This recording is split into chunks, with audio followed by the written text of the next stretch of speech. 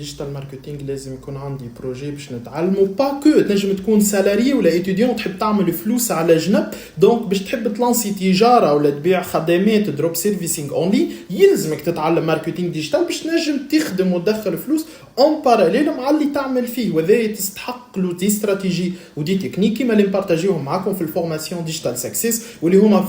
معلومات حكر الحقيقه كان على لي زاجونس ديجيتال ما تلقاهم في حتى بلاصه. حاجه ثانيه زادي اذا كان انت فورماتور ولا اكسبير ولا تخدم ليبرال ولا بيتيت ايتيديون وتحب تخدم بيرسونال براندينغ نتاعك تحب تقوي البروفيل نتاعك وتظهر باش تجيب اكثر اوبورتونيتي للبروفيل نتاعك يلزمك زاده تسويق ماركتينغ ديجيتال اما لوبجيكتيف نتاعو باش يكون اورينتي تقوي البيرسونال براندينغ نتاعك. كيما زاده كان عندك بروجي وتحب تقوي في المداخيل من غير ما يكثر عليك الشارج بالطبيعه تستحق ماركتينغ ديجيتال اترافير لي زيليمون اللي نبارطاجيهم معكم. دونك مش بالضروره كيما زاده فما ناس تتعلم زاده باش ما